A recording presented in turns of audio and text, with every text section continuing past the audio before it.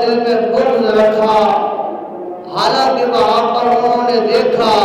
آقا کریم صلی اللہ علیہ وآلہ وسلم کے